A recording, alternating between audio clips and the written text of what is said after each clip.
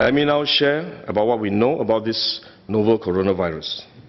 This virus comes from the family of coronavirus, which includes other viruses such as MERS and SARS, as well as the milder variants causing common cold.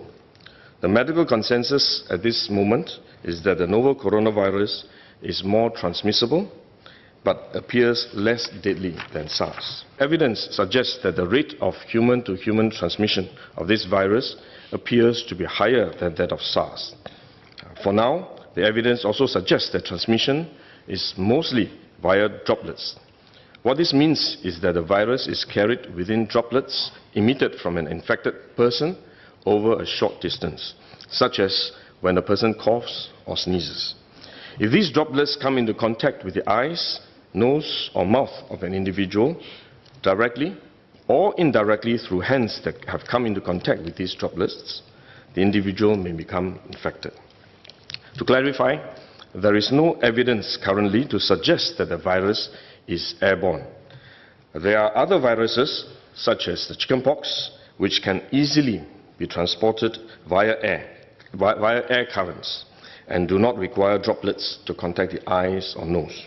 The novel coronavirus is not in this category of viruses. The novel coronavirus could also transmit through surface contact. Let me explain.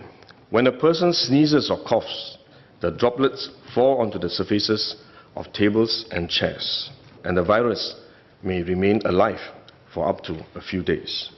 When someone else touches the surfaces of these tables and chairs, the virus can be transferred to his hands, and if he then rubs his eyes or nose without washing his hands, he may become infected. So we should wash our hands. This is also why we only quarantine the close contacts of confirmed cases. For more transient contacts, such as individuals that the confirmed cases may have walked past in malls or hotels, the risk of transmission is low.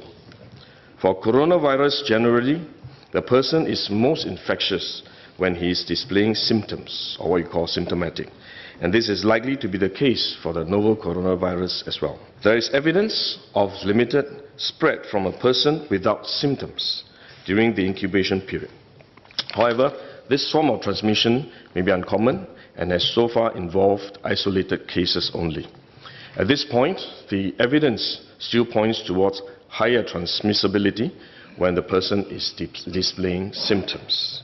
As such, medical professionals, both overseas and in Singapore, have advised that the most effective way that we can protect ourselves is to practice good personal hygiene. We should regularly wash our hands with soap and water and avoid touching our face with our hands.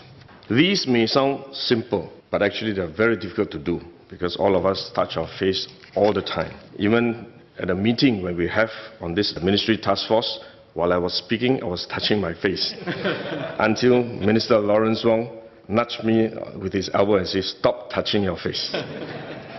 So it is simple but extremely difficult, but are actually very effective in preventing all kinds of infection.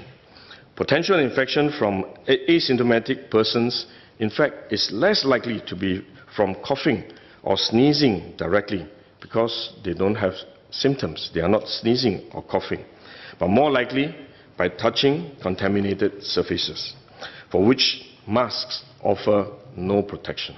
Wearing a mask when we are well often gives us a false sense of security instead, and we are more likely to touch our faces when we constantly adjust our masks, which is one way the disease spreads.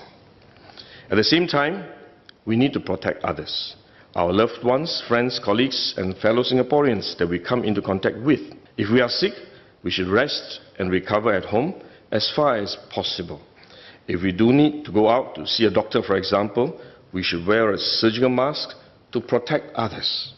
So this is when mask is needed, when we are unwell and have to go out.